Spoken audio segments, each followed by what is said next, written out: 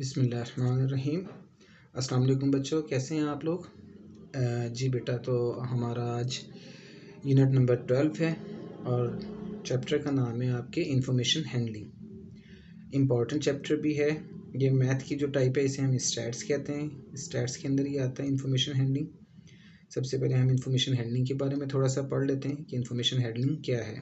ठीक है, आपने डेटा का लफ्ज़ सुना हुआ होगा और इसके अलावा आपके पास इंफॉर्मेशन का लफ्ज़ भी आपने सुना हुआ। इंफॉर्मेशन यानी मालूमात से रिलेटेड है। ठीक है, अब इसकी डेफिनेशन इंफॉर्मेशन हैंडलिंग होती क्या है कि जो डाटा हमने कलेक्ट किया होता है, डाटा मीन कि आपके जैसे स्कूल के बच्चों की तादाद, आपकी क्लास के बच्चों की तादाद या क्लास के स्टूडेंट्स की कोई हाइट के बारे में मालूमात, या आपकी क्लास में कोई पेपर होता है, टेस्ट होता है, तो उसमें बच्चों के जो मुख्तलिफ नंबर्स आए हुए होते हैं, उन नंबरों को आपने किस तरह से मैनेज करना है, अरेंज करके कैसे ग्रुप बनाना है। यानी कि जैसे कि एक टेस्ट होता है 30 नंबर का, ठीक है, कुछ स्टूडेंट्स के नंबर आ जाते हैं 10, किसी के 15, किसी के 12, किसी के 10, 5, 6, 20, 25, 28, 18 मुख्तलिफ नंबर्स होते हैं इस तरह से। ठीक है, अब आपको कैसे पता चलेगा कि कितने बच्चों ने कितने कितने मार्क्स लिए हैं या आपकी क्लास की पोजीशन क्या है? उसके लिए हम कुछ ग्रुप बना लेते हैं। यानी कि 0 से 5 नंबर लेने वाले कुछ बच्चे होते हैं, वो हम उस ग्रुप के अंदर रख देंगे। 5 से 10 नंबर लेने वाले या 6 से 10 नंबर लेने वाले जो बच्चे हैं वो दूसरे ग्रुप में आ जाएंगे। फिर 11 से 15 और उन 16 से 20, 21 से 25 या 26 से 30, इस तरह से मतलब मुख्तलिफ हम ग्रुप बना लेते हैं। तो ये सारा हमें इस तरह से हमारे पास जो चीज़ बन के आ जाएगी, जो एक डाटा कलेक्शन आएगी, इससे हमें अपनी परफॉर्मेंस का अंदाज़ा हो जाएगा कि हमारी क्लास की परफॉर्मेंस कैसी है। मतलब ये हम आगे जाके पढ़ेंगे, अभी हम सिर्फ आते हैं अपने टॉपिक के ऊपर, इंफॉर्मेशन हैंडलिंग के ऊपर। इंफॉर्मेशन हैंडलिंग होती क्या है? सबसे पहले इसकी डेफिनेशन हम देख लेते हैं कि to know about something is known as information. आम सी बात लिखी हुई है, यानी कि किसी चीज़ का जानना इंफॉर्मेशन कहलाता है, यानी मालूमात कहलाता है। And to represent that information in a manageable way so that useful conclusions can be drawn is called information handling।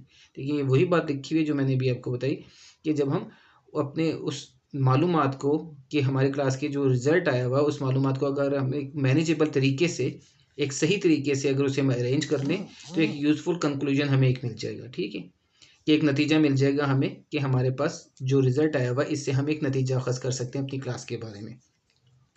तो ये रिप्रेजेंट दैट इन्फॉर्मेशन, यानी इस इन्फॉर्मेशन को, इस मालूमात को एक मैनेजेबल वे के तरीके से, एक सही तरीके से, एक प्रॉपर तरीके से कह लें कि यूज़फुल कंक्लूजन के लिए, so that useful conclusion can be drawn, कि ताकि हम एक यूज़फुल कंक्लूजन, एक मुफीद नतीजा अखज़ कर सकें। इस called information handling, information handling कहलाता है। इसके अलावा इसकी एक डेफिनेशन हम ये भी पढ़ सकते हैं इन स्टैटिस्टिक्स। देखें, लफ्ज़ आ गया स्टैटिस्टिक्स, मैथ की एक ब्रांच है स्टैट्स। ठीक है, ये उसी में आता है information handling. Is known as data handling. इसको हम इंफॉर्मेशन हैंडलिंग को डाटा हैंडलिंग भी कहते हैं। Data handling place vital role to represent the information in a manageable way. ठीक है, वाइटल रोल यानी कि बहुत बड़ा किरदार अदा करता है। The word data handling was first use by sir Ronald Fisher. ये हैं रोनाल्ड फिशर, इन्होंने ये डाटा हैंडलिंग का लफ्ज़ इंट्रोड्यूस करवाया था। ठीक है, तो ये आप याद कर सकते हैं क्योंकि ये क्वेश्चन आपका शॉर्ट क्वेश्चन में आ भी सकता है।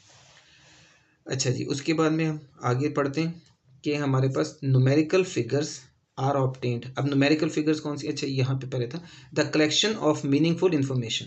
Collection of meaningful information in the form of facts and numerical figures is known as data. Data यानी कि वही बात जो मैंने आपको बताई कि एक क्लास में नंबर लेने वाले स्टूडेंट्स की तादाद या एक क्लास के स्टूडेंट्स की तादाद, ये आपका डाटा है। ठीक है, कि एक 9th क्लास है उसमें कितने स्टूडेंट्स पढ़ते हैं। ठीक है, या एक स्कूल में 9th के कितने स्टूडेंट्स मौजूद हैं, 7 के कितने, 8 के कितने, 10th के कितने, इस तरह से मुख्तलिफ। तो ये आपका डाटा कहलाता है, इसको हम कहते हैं डाटा। तो मीनिंगफुल इन्फॉर्मेशन भी हो गई है, और फॉर्म ऑफ फैक्ट्स, फैक्ट्स ही है, ये सच्चाई के ऊपर मबनी होनी चाहिए। ठीक है, एंड न्यूमेरिकल फिगर्स। अब न्यूमेरिकल फिगर्स की आ गई तादाद, यानी कि एक क्लास में 9th क्लास के स्टूडेंट्स की तादाद 72। ठीक है, या एक स्कूल में 9th क्लास के स्टूडेंट्स की तादाद 143, मतलब मुख्तलिफ जो भी हो सकती। तो ये न्यूमेरिकल फिगर्स कहलाएगी, हमारे पास डाटा कहलाएगा। ठीक है, न्यूमेरिकल फिगर्स भी यही है जो मैंने आपको बात बताई। Numerical figures are obtained from any field of study, यानी कि आप किसी भी फील्ड ऑफ स्टडी से न्यूमेरिकल फिगर्स कैसे हासिल कर सकते हैं। For example the mass of the students of your class, यानी आपकी क्लास के स्टूडेंट्स की तादाद, मैस यानी तादाद।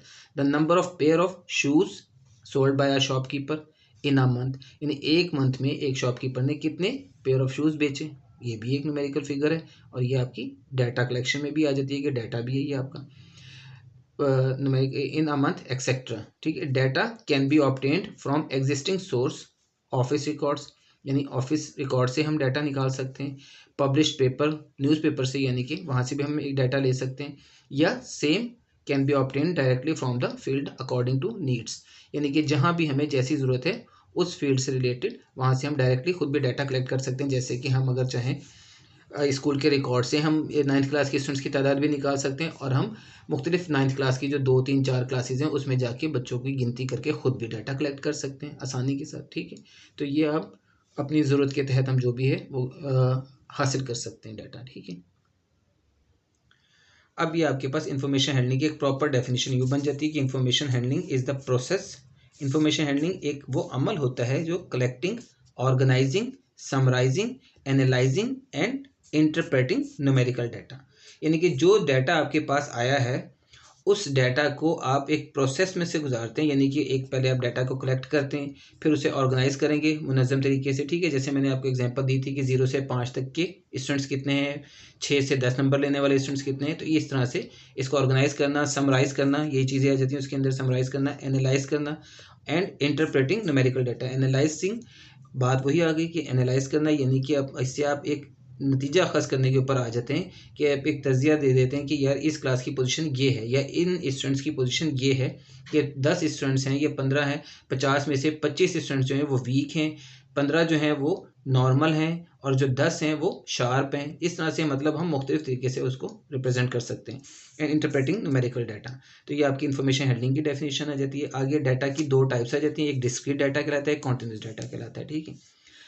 पहले हम पढ़ लेते हैं, फिर डिस्क्रीट डाटा और कॉन्टिन्यूस डाटा सिंपल से लफ्ज़ में बता दूंगा। डिस्क्रीट डाटा वैसे क्या होता है जिसको आप पॉइंट में नहीं लिख सकते, जैसे कि स्टूडेंट्स की तादाद 10 होगी, 20 होगी, 15 होगी, 25 होगी, 50 होगी, लेकिन 40.7 नहीं हो सकती, ठीक है। 10.9 नहीं हो सकते स्टूडेंट्स, 6.7 नहीं हो सकते स्टूडेंट्स, तो ये डाटा डिस्क्रीट डाटा कहलाता है। It can be take only some specific values, whole numbers are use to write discrete data. Whole numbers यानी कि जो पॉइंट के बगैर होते हैं। For example, number of books sold by a shopkeeper, अब किताबों की तादाद जो एक शॉपकीपर ने बेची वो 7.8 नहीं होगी, 7 होगी, 9.5 नहीं होगी, 9 होगी, ठीक है ना। इसी तरह से number of patients visited a hospital in a week, this data is only obtained by counting, जिसको हम आसानी से काउंट कर सकते हैं, ठीक है। ये आपका डिस्क्रीट डाटा होता है। कॉन्टिन्यूस डाटा वो होता है जिसको आप पॉइंट्स में लिख सकते हैं, जैसे क्लास के स्टूडेंट्स ही हैं, अब उनके क्लास के स्टूडेंट्स के वेट या हाइट, हर स्टूडेंट्स की हाइट अलग होगी, जैसे किसी की हाइट होगी 4.5 inch, 4.3 inch, 4.7 inch, 5.6 inch, 5.4 inch, 5.3 inch, 6.1, 6.2, इस तरह से पॉइंट में आ सकती है। इसी तरह से उनका वेट भी है 28.4, ठीक है, 30.9, 40.6, 40.1, इस तरह से मुख्तलिफ आ सकते हैं वेट भी। तो it can take every possible value in a given interval, every possible value, ठीक है। तो ये होल नंबर में नहीं होता है, एवरी पॉसिबल वैल्यू के अंदर आ सकता है। Decimal numbers are use to write counting continuous data, ठीक है।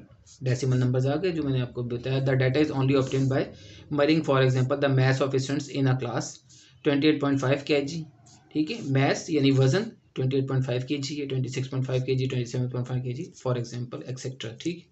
तो ये आपका कॉन्टिन्यूस डाटा कहलाता है। इसके बाद हम पढ़ते हैं अनग्रुप और ग्रुप डाटा।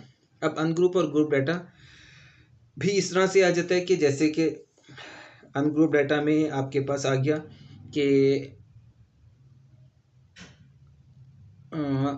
वही वाली बात कि एक शॉपकीपर ने कुछ टॉयज बेचे जो उसने एग्जांपल दी हुई है, ठीक है, एक महीने के अंदर, वो नीचे दी हुई तादाद है, जैसे 10, 5, 8, 12, 15, 20 सारे। ये आपका अनग्रुप डाटा कहलाता है कि ये एक अरेंज हुआ हुआ नहीं है, ये बेतरतीब सा लिख दिया गया है, सिर्फ कि उसने ये बता दिया कि जी कि एक हफ्ते में या एक महीने में 10 बेचे, फिर दूसरे महीने में 5 बेचे, तीसरे महीने में 8 बेचे, चौथे महीने में 12 बेचे, या इनके लिए एक दिन में 10 दूसरे दिन में 5, तीसरे दिन में 8, चौथे दिन में 12, फिर 15, 20, 25, इस तरह से मुख्तलिफ, या आपको 30 दिन का उसने, या 20 दिन का, या 15 दिन का, या 10 दिन का आपको कोई कलेक्शन दे दी कि ये आपका डाटा है रोज़ाना का, ठीक है। ये आपका अनग्रुप डाटा, इसको ग्रुप नहीं किया हुआ। ये उसी तरह से जैसे कि एक क्लास का रिजल्ट आया, मैथ में उनके नंबर आ रहे हैं, किसी के 10, किसी के 5, किसी के 8, किसी के 12, किसी के 15, 20, 25, जो मैंने आपको एग्जांपल के तौर पे दिया था, किसी के 30, 23, ये स्टूडेंट्स के नंबर्स हैं, जैसे आप नंबर कह सकते हैं। यानी 30 में से 30 नंबर लेने वाला एक ही स्टूडेंट्स है, किसी ने 10 लिए, किसी ने 5, किसी ने 8। अब इन नंबर्स को आपने बिल तरतीब, ये आपने इस तरह से लिख दिया। अब इसमें कोई तरतीब नहीं है, कोई अरेंजमेंट नहीं है। अब यहाँ से हम कोई चीज़ को वाज़े तौर पे नहीं बता सकते कि इसके क्लास का रिजल्ट क्या है, या इस शॉपकीपर ने जो टॉयज़ बेचे हैं उसकी एवरेज क्या बन रही है हमारे पास, ये हम यहाँ से ऐसे नहीं बता सकते। इसको क्या करेंगे, यहाँ पे ये हमारे पास अनग्रुप डाटा कहलाएगा, यानी कि data which is not arranged in any symmetrical order, ठीक है। एनी सिमेट्रिकल ऑर्डर में नहीं अरेंज हुआ हुआ है, ग्रुप और क्लासेस में यानी अरेंज नहीं हुआ, तो ये आपका अनग्रुप डाटा कहलाएगा, ठीक है। इसके बाद आपने, ये आपके एग्जांपल के तौर पर दे नंबर ऑफ टॉयज सोल्ड, ठीक है। अब ग्रुप डाटा क्या कहलाएगा आपके पास। अब आप इन टॉयज को एक तरतीब के साथ, एक ग्रुपिंग के साथ ले लेते हो। आप इसमें देखते हो कि आपके पास कम से कम सबसे छोटा नंबर जो है वो 5 है, ठीक है, और सबसे बड़ा नंबर जो है वो 30 है, जैसे कि जो नज़र आ रहा है यहाँ पे। तो आप क्या करेंगे, आप इसकी ग्रुपिंग कर लेंगे। आप नंबर ही को सोच लें, 5 से लेके 9 तक के नंबर लेने वाले स्टूडेंट्स, जैसे कि ये उसने बनाया 5 से 9 तक, 10 से 14, 15 से 19, 20 से 24, 25 से 29, 30 से 34। ये कैसे बनाते हैं, ये बात की बात है। मतलब ये क्लासेस बनाई कि 5 से लेके 9 तक के नंबर लेने वाले स्टूडेंट्स कितने हैं, 2। 10 से 14 तक के कितने हैं, 2। 15 से 19 तक के कितने हैं, 10। या 20 से 24 तक के 14, 25 से 29 तक का 1, 30 से 34 तक के 1। यानी 34 था मैक्सिमम, यानी कि 30 से ऊपर होगा शायद, या जो भी था 30 ही था। खैर वो जो है, ये आप क्लासेस के नंबर की तादाद भी कर सकते हैं, या टॉयज़ भी, कि एक दिन में बेचने टॉयज़ की बात आ जाती है कि वो आपने बता दिया कि हर रोज़ इतने इतने टॉयज़ इस तरह से बिक रहे हैं, ठीक है ना। तो ये आपके पास तादाद एक आ गई, ये एक अरेंजमेंट आ गई, एक ग्रुप बन गया। इससे हमें पता चल गया कि 5 से 9 टॉयज़ जो हैं वो 2 दिन बिके हैं, 10 से 14 टॉयज़ जो हैं वो 2 दिन बिके हैं, 15 से 19 टॉयज़ जो हैं वो 10 दिन बिके हैं, 20 से 24 टॉयज़ जो हैं वो 14 दिन बिके हैं। या नंबर भी आप कह सकते हैं, 5 से 9 नंबर लेने वाले स्टूडेंट्स 2 हैं, 10 से 14 नंबर लेने वाले स्टूडेंट्स 2 हैं, 15 से 19 नंबर लेने वाले स्टूडेंट्स 10 हैं, और 20 से 24 नंबर लेने वाले स्टूडेंट्स 14 हैं, 25 से 29 लेने वाला 1 है, और 30 से 34 लेने वाले 1 है। तो आपको यहाँ पे आसानी से पता चल गया कि आपकी क्लास की देखें एवरेज क्या है, कि आप यहाँ से अगर देखें कि 20 से लेके 30 तक के नंबर लेने वाले स्टूडेंट्स जो हैं वो कितने बन जाते हैं, 14, 15, 16 बन जाते हैं, जबकि 10, 2, 12, 2, 14 स्टूडेंट्स ऐसे हैं जिनके नंबर जो है 15 से कम आए हुए हैं, 20 से कम आए हुए हैं, ठीक है।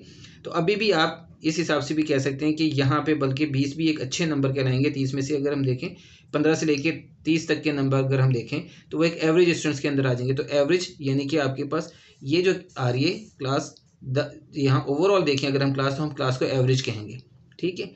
अगर हम इसको यहाँ से मैनेज करते हैं 20 से लेके 30 तक के लिए, तो हम देखते हैं कि 16 स्टूडेंट्स जो हैं उनके नंबर फिर भी बेहतर आ रहे हैं, ठीक है।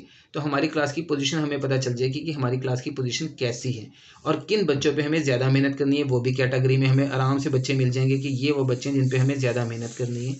तो ये 5 से 9 और 10 से 14 नंबर लेने वाले 4 स्टूडेंट्स हैं। ये 4 स्टूडेंट्स बिल्कुल ही अलग हो जाएंगे, सेपरेट नज़र आ जाएंगे हमें कि यार ये 4 बच्चे ऐसे हैं जो कि काफ़ी वीक हैं, इनके ऊपर ज़्यादा मेहनत करनी है। यहाँ पे हमें नजर आएगा ये 10 स्टूडेंट्स ऐसे हैं, बल्कि 10 क्या आप यूँ कहें 20 स्टूडेंट्स ऐसे हैं जिनके ऊपर अगर हम थोड़ी भी मेहनत करें तो इनको पॉलिश कर सकते हैं। तो ये हमें फ़ायदा होता है ग्रुप करने का। तो एक अनग्रुप डाटा होता है और एक ग्रुप डाटा होता है, ठीक है जी। ये हमारे पास 2 टाइप की चीज़ें बन जाती हैं इसके अंदर, डाटा के अंदर। अब आपको देख लें कि आपके लिए ये चैप्टर्स या वो जो वाइटल रोल कहा था, ये हमारा रोज़मर्रा ज़िंदगी में यूज़ होने वाली चीज़ें हैं, और इससे हम बहुत अच्छी इन्फॉर्मेशन ले सकते हैं और बहुत अच्छी प्रोसेसिंग के ज़रिए हम अपने चीज़ों को अच्छे तरीके से मैनेज कर सकते हैं। सिर्फ मैंने आपको एक क्लास की एग्जांपल दी है। फैक्ट्री के अंदर भी मालिक भी, अपना फैक्ट्री का मालिक भी देख सकता है कि हर महीने मेरी चीज़ों की सेल किस तरह से हो रही है, वो उसको भी मैनेज कर सकता है। उसमें भी देख सकता है कि कौन सी कमी बेशी हो रही है जिससे कि मेरी सेल अच्छी हो जाए। एक दुकानदार अपनी सेल अच्छी कर सकता है।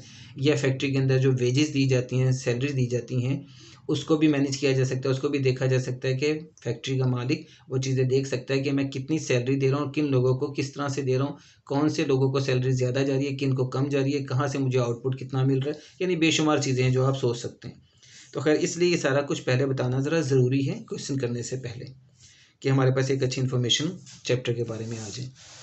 अच्छा, ये सब करने के बाद अब आएंगे फ्रीक्वेंसी डिस्ट्रीब्यूशन के ऊपर। फ्रीक्वेंसी डिस्ट्रीब्यूशन क्या चीज़ होती है? फ्रीक्वेंसी, पहले तो आप याद रखें कि फ्रीक्वेंसी क्या होती है। फ्रीक्वेंसी बेसिकली तादाद को कहते हैं। तादाद, जैसे कि एक क्लास के बच्चों की तादाद, वो फ्रीक्वेंसी ही है, ठीक है। अब जब तादाद कम होती है, यानी कि एक क्लास में 10 बच्चे पढ़ रहे हैं, तो तादाद छोटी है, इसको हम n से डिनोट कर देते हैं। लेकिन जब तादाद ज़्यादा हो, जैसे कि 50 स्टूडेंट्स क्लास में पढ़ते हैं, तो वहाँ पे हमारे पास 50 को कैलकुलेट करना आसान नहीं होता। उसके लिए हम फ्रीक्वेंसी का लफ्ज़ यूज़ करते हैं और वो f से डिनोट करते हैं फ्रीक्वेंसी को, लेकिन वो भी तादाद ही होती है बेसिकली। अब फ्रीक्वेंसी डिस्ट्रीब्यूशन क्या होती है, ये हमने सारी कैलकुलेशन करनी है, मैथमेटिकल तरीके से हम इसको निकालेंगे। तो हम इसको उसी तरह से देखेंगे। इसके लिए हमें कुछ चीज़ों की पहले ज़रूरत होती है। पहले हम वो क्वेश्चन के अंदर कुछ चीज़ें देख लेते हैं। ये जो क्लासेस बनाई हुई हैं, इनका भी एक नाम होता है, ये क्लास इंटरवल कहलाते हैं हमारे पास। फिर एक चीज़ आती है जो क्लास बाउंड्रीज की सूरत में होती है, जब यहाँ पे 9 और यहाँ 10 है, यहाँ 14, यहाँ 15, ये 19, ये 20, तो ये अलग अलग शो हो रही हैं दोनों चीज़ें, ठीक है। 9 और ये 10, 14, 15, 19, 20, जब ये दोनों अलग अलग शो हो रही हो तो ये क्लास इंटरवल कहलाता है। जब ये दोनों सेम हो जाएं, यानी यहाँ 9 हो तो यहाँ भी 9, या यहाँ 10 तो यहाँ भी 10, यहाँ 14 तो यहाँ भी 14, या यहाँ 15 तो यहाँ भी 15, तो वो क्लास बाउंड्री बन जाती है हमारे पास, उसे हम क्लास बाउंड्री कहते हैं। तो खैर उसको हम आगे डिस्कस करते हैं, उसमें फिर हम इसकी इंपॉर्टेंट चीज़ें वो भी हम बताते हैं क्वेश्चन नंबर 1 के अंदर आके। अच्छा जी, क्वेश्चन नंबर 1 एक्सरसाइज 12.1 का करने से पहले हमने एक छोटे से 2 फॉर्मूले हैं, 2-3, इसे हमने याद करना है। फ्रीक्वेंसी डिस्ट्रीब्यूशन बनाने के लिए, फॉर्मेशन ऑफ फ्रीक्वेंसी डिस्ट्रीब्यूशन के लिए हमें 3 चीज़ों की ज़रूरत होती है। एक होती है रेंज, एक होती है साइज ऑफ क्लास, और एक होता है नंबर ऑफ क्लासेस। ये आपके पास दोनों एक ही फॉर्मूले में आ जाती हैं। रेंज क्या होती है? Maximum value minus minimum value, यानी कि x maximum minus x minimum कह लें आप उसे। Maximum value minus minimum value आपने याद रखना है, ये रेंज होती है। वो मैक्सिमम वैल्यू क्या, मिनिमम वैल्यू क्या, वो मैं आपको भी दिखा दूंगा। जैसे कि मैक्सिमम मिनिमम वैल्यू यही कि आपका जो टेस्ट हुआ या क्लास के अंदर, तो उसमें कम से कम नंबर कितने लिए और ज़्यादा से ज़्यादा नंबर लेने वाला कौन है, तो वो एक सबसे छोटी वैल्यू बन जाएगी, एक सबसे बड़ी वैल्यू बन जाएगी। नहीं, मैक्सिमम वैल्यू सबसे बड़ी और मिनिमम सबसे छोटी, ठीक है। तो एक जो डाटा दिया होगा आपको, उस डाटा के अंदर जाहिर सी बात है दोनों वैल्यूज़ मौजूद होंगी, मैक्सिमम भी होगी और मिनिमम भी होगी। उसके बाद आ जाते हैं size of class. Size of class का फॉर्मूला होता है range over number of classes. Size of the class क्या होता है, यानी कि जो आपको क्लास दी हुई, जैसे ये है क्लास 24 से 28, 29 से 33, 34 से 38, ये दिए, ये आपको क्लास दी हुई है, ठीक है ना। ये नंबर ऑफ क्लासेस क्या है, 1 2 3 4 5 6, ये है नंबर ऑफ क्लासेस, ठीक है। 1 2 3 4 5 6, ये आपकी हैं number of classes. Size of the class क्या है? साइज ऑफ द क्लास ये होता है 24, 29, 34, 39, ये जो आप देख रहे हो, आप सब में आपको गौर से देखो, आपको नजर आएगा 24 अप टू 29, 5 का फर्क है। 29 अप टू 34, 5 का फर्क है। 34 अप टू 39, 5, फिर 5, फिर 5, एक जैसा फर्क यहाँ पे भी और यहाँ पे भी देखो। 28 अप टू 33, 33 अप टू 38, 38, 43, 48, 53, सारों में 5 5 आ रहा है, तो ये आपका साइज आ गया जो कि 5 है, ठीक है। सब में आप चेक कर लो, आपको कोई उसमें चेंज नज़र नहीं आएगा, ये सारे क्लासेस का सेम साइज़ होगा, ठीक है। और ये सेम ही होना चाहिए, अगर ये सेम नहीं है तो फिर हमने इसको सेम करना है या कुछ करना है, वो बात की बात है, ठीक है। तो खैर ये आपका साइज ऑफ द क्लास कहलाता है और ये आपकी नंबर ऑफ क्लासेस होती हैं, ठीक है। ये हमें याद रखनी है, पहली बात ये है, क्योंकि इस फॉर्मूले से ही हमने फिर आगे फ्रीक्वेंसी डिस्ट्रीब्यूशन बनानी होती है, यानी कि ये जो हमारा फॉर्मूला है साइज ऑफ द क्लास या नंबर ऑफ क्लासेस। अब इसमें होता ही है कि क्वेश्चन के अंदर अगर आपको वो साइज ऑफ द क्लास दे दे तो हम नंबर ऑफ क्लासेस मालूम कर सकते हैं इजीली। अगर आपको नंबर ऑफ क्लासेस दे दे तो हम साइज ऑफ द क्लास मालूम कर सकते हैं। देखिए रेंज तो हम डाटा से खुद निकालेंगे। क्वेश्चन में आपको कह दे कि इस डाटा की आपने 6 क्लासेस रखनी है, तो फिर 6 क्लासेस क्या है, रेंज को हम 6 से डिवाइड कर देंगे, यानी नंबर ऑफ क्लासेस है, तो हमें साइज ऑफ द क्लास मिल जाएगा अपना। या वो आपको size of the class they they, normally वो आपको साइज ऑफ द क्लास देगा, साइज ऑफ द क्लास वो आपको दे देगा, नंबर ऑफ क्लासेस हम निकालेंगे। तो उसके लिए हमने ये वाला फॉर्मूला यूज़ करना है, number of classes is equal to range over size of the class. Range over size of the class हम करेंगे तो हमारा आंसर आ जाएगा। देखिए नंबर ऑफ क्लासेस इधर कर दें तो रेंज इधर हो जाएगी, तो यही फार्मूला एक ही चीज़ है, ठीक है ना। तो इस फार्मूले को हमने पहले अच्छी तरह से याद रखना है। सिंपल सा फार्मूला है, क्वेश्चन करने से पहले हमें दो फार्मूले रेंज का और ये साइज ऑफ द क्लास या नंबर ऑफ क्लासेस का फार्मूला याद होना चाहिए। अब हम आ जाते हैं अपनी क्वेश्चन के पहले 12.1 के पहले क्वेश्चन के ऊपर। ये आपको एक डिस्ट्रीब्यूशन दी हुई है, उसने खुद ही फ्रीक्वेंसी डिस्ट्रीब्यूशन दी हुई है। 24 up to 28 लिखा हुआ है, the following distribution represents the scores achieved by a group of chemistry students in the chemistry laboratory. अब देखें ये आपको दे दिया scores mean number, 24 up to 28, 29 up to 33, ये इस तरह से आपको नंबर्स उसने ग्रुप बना के दिए। 24 से 28 नंबर लेने वाले नंबर ऑफ स्टूडेंट्स यानी स्टूडेंट्स की तादाद 3 है। 29 से 33 नंबर लेने वाले स्टूडेंट्स की तादाद 6 है।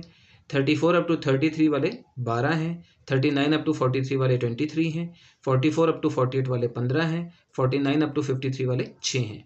ये आपको एक डिस्ट्रीब्यूशन, ये जो आपको दिया हुआ है डिस्ट्रीब्यूशन, ये फ्रीक्वेंसी डिस्ट्रीब्यूशन ही कहलाती है, ठीक है। इसको हम कहते हैं फ्रीक्वेंसी डिस्ट्रीब्यूशन। तो इसमें आपको सब में जो जैसे मैंने आपको बताया था नंबर्स ही दिए हुए। केमिस्ट्री लेबोरेटरी के अंदर वो टेस्ट हुआ कोई, या आप केमिस्ट्री का टेस्ट कह लें, जैसे मर्जी आप उसे कर लें कि नंबर, स्कोर से मुराद नंबर हैं, ठीक है, कि नंबर इतने इतने 24 से 28 नंबर लेने वाले इतने स्टूडेंट्स हैं। अब आपने इनके नीचे आंसर्स द फॉलोइंग क्वेश्चंस, अब ये कुछ क्वेश्चंस उसने दिए हुए हैं जिनके हमने आंसर देने, और इन क्वेश्चंस के आंसर से हमें इस जो डिस्ट्रीब्यूशन दी हुई है इसकी बहुत सी चीज़ों के बारे में हमें पता चलेगा। इसको हमने अच्छी तरह से क्वेश्चन को समझना है और फिर हम आगे बात करेंगे। अब देखें पहला चैप्टर क्वेश्चन जो है वो आपको दिया हुआ है, what is the upper limit of the class of the last class. अब अपर लिमिट अभी तक मैंने आपको नहीं बताया, अब अपर लिमिट क्या होती है। अब ये जो आपको 24 अप टू 28 दिया हुआ ये असल में आपको अपर और लोअर लिमिट होती हैं। इस क्लास की लिमिट दे दी है आपको। देखिए यहाँ पे अब हम आ जाते हैं, देखिए ये क्लास है, मैंने कहा नंबर ऑफ क्लासेज हैं 1 2 3 4 5 6 नंबर ऑफ क्लासेज, यानी कि ये एक क्लास, ये दूसरी, ये तीसरी, ये चौथी, ये पांचवी, ये छठी, ठीक है। इस तरह से ये 6 क्लासेज हैं। अब हर क्लास के अंदर दो वैल्यूज दी हुई हैं 24 अप टू 28, ये माइनस का साइन नहीं है, ये 24-28 लिखा हुआ, यानी लोअर स्कोर है 24 और अपर स्कोर है 28। इसकी लोअर स्कोर है 29 और इसकी अपर 33। तो लोअर क्लास ये होगी, अपर क्लास ये होगी, लोअर क्लास ये, अपर क्लास ये, हर क्लास के साथ लोअर क्लास लिमिट, यानी कि अब उसने पूछी ये लास्ट क्लास। अब लास्ट क्लास आपके पास ये है। अब लास्ट क्लास में अपर क्लास लिमिट कौन सी है, अपर क्लास लिमिट 53 है, ठीक है। तो ये आपकी लोअर लिमिट और अपर लिमिट होती है, ठीक है। लोअर लिमिट और upper limit, lower class limit भी कह सकते हैं, अपर क्लास लिमिट भी कह सकते हैं। तो लोअर लिमिट अगर पूछेगा तो हम कहेंगे 49, अपर लिमिट पूछेगा तो हम कहेंगे 53। ये हमारे पास अपर लिमिट इज 53 आंसर आ गया। इस तरह से हम लिख देंगे अपर लिमिट इज 53, ठीक है। ये पहले पार्ट का आंसर आ गया। अब सेकंड में वो कहता है कि what is the lower limit of the class 39 up to 43। यहीं पे उसने आंसर दे दिया, हम देख लेंगे what is the lower limit of the class this. अब इसकी लोअर लिमिट क्या है, 39 है, ठीक है, क्योंकि क्लास उसने दी हुई है, इस क्लास की लोअर लिमिट 39, तो हम लिख देंगे लोअर लिमिट इज 39। उसके बाद में आपसे उसने मिड पॉइंट पूछा हुआ है of this class, what is the mid point of the class this. अब मिड पॉइंट आपने जब भी किसी चीज़ का निकालना होता है तो उसका सिंपल सा तरीका ही होता है कि उन दोनों को ऐड करके 2 पे डिवाइड कर दें तो मिड पॉइंट आ जाता है। तो इसके साथ भी हम यही काम करेंगे कि mid point is 34 + 38 over 2 which is equal to 36। तो 36 इसका मिड पॉइंट आ गया। तो मिड पॉइंट भी क्लास का हम कैसे लेते हैं वो भी आपको पता चल गया। फिर फ्रीक्वेंसीज आर, अच्छा आगे उसने कहा हुआ what are the class frequencies of the classes this and this. अब देखें यहाँ पे फ्रीक्वेंसी का लफ्ज़ आया और वही मैंने आपको बताया कि फ्रीक्वेंसी असल में नंबर को कहते हैं, नंबर ऑफ स्टूडेंट्स, यानी कि 29 से 33 नंबर लेने वाले स्टूडेंट्स की तादाद पूछी उसने फ्रीक्वेंसी, और 44 से 48 नंबर लेने वाले स्टूडेंट्स की तादाद यानी कि फ्रीक्वेंसी पूछी। अब ये भी आपको यहाँ से भी नजर आ जाएगा, देखें कौन सा था, 29 से 33, 29 से 33 वाले कौन से, ये है 29 से, सॉरी ये देखिए 29 से 33 वाले फ्रीक्वेंसी 6 है, यानी कि नंबर ऑफ स्टूडेंट्स, ये फ्रीक्वेंसी है आपकी, ये जो नंबर ऑफ स्टूडेंट्स है इसी को हम कहते हैं फ्रीक्वेंसी एफ, ठीक है। तो 29 से 33 की फ्रीक्वेंसी 6 है, यानी 29 से 33 नंबर लेने वाले स्टूडेंट्स की तादाद 6 है, वो 6 आ जाएगा यहाँ पे, ठीक है हमारे पास। और उसके बाद में उसने पूछा है 39 अप टू 43, नहीं 44, 44 अप टू 48, 44 अप टू 48, 44 से 48 नंबर के नंबर लेने वाले स्टूडेंट्स की तादाद फ्रीक्वेंसी यानी 15 है। तो जो ये नंबर होता है नंबर ऑफ स्टूडेंट्स, नंबर जब आ गया तो इसका मतलब है ये फ्रीक्वेंसी है, तो इसका मतलब है इसकी फ्रीक्वेंसी 6 है और इसकी फ्रीक्वेंसी 15 है। तो ये हमने इन दोनों की फ्रीक्वेंसीज का आंसर दे दिया 6 और 15, ठीक है। इस तरह से हमने लिख दिया 6 and 15। अब उसके बाद में उसने पूछा है आपसे what is the size of the class limits in the above frequency distribution. वो कहता है कि what is the size of the class limits in the above frequency distribution. Above frequency distribution यानी कि ये जो दी हुई फ्रीक्वेंसी है आपको क्या है ये क्वेश्चन नंबर 5,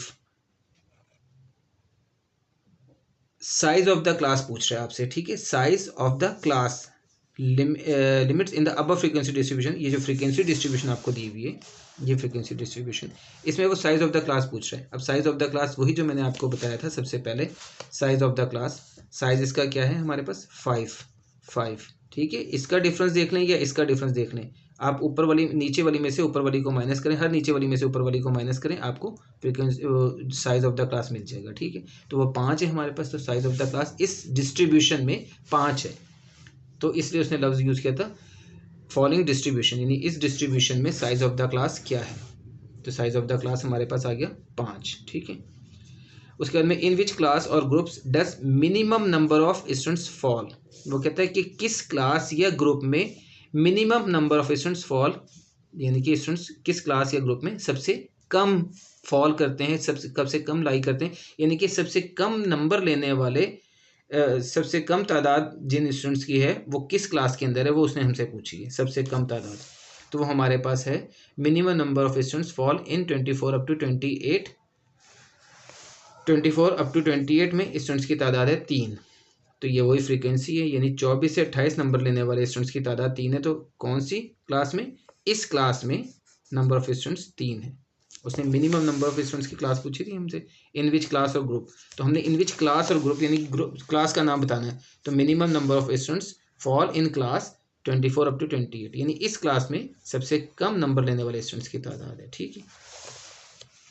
उसके बाद उसने पूछा what is the lower limit of the class having 15 as its class frequency, यानी जिस क्लास इंटरवल की या क्लास लिमिट की फ्रीक्वेंसी 15 है वो कौन सी क्लास है, यानी किस क्लास के अंदर नंबर ऑफ स्टूडेंट्स जो हैं वो 15 हैं, नंबर ऑफ स्टूडेंट्स 15 हैं।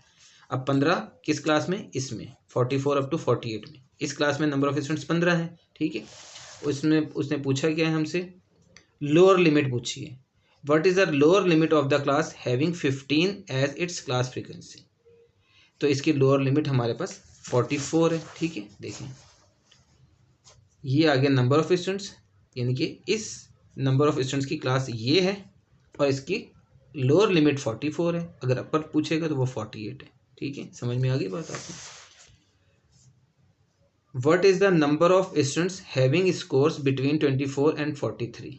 ये थोड़ा सा इंपॉर्टेंट, थोड़ा सा मुश्किल क्वेश्चन आ जाता है। वो कहते हैं what is the number of students की तादाद बताएं जिन्होंने स्कोर किया है 24 से 43 तक, यानी 24 से 43 तक के स्कोर करने वाले स्टूडेंट्स की तादाद बतानी है। 24 से 43 के नंबर लेने वाले स्टूडेंट्स की तादाद बतानी है।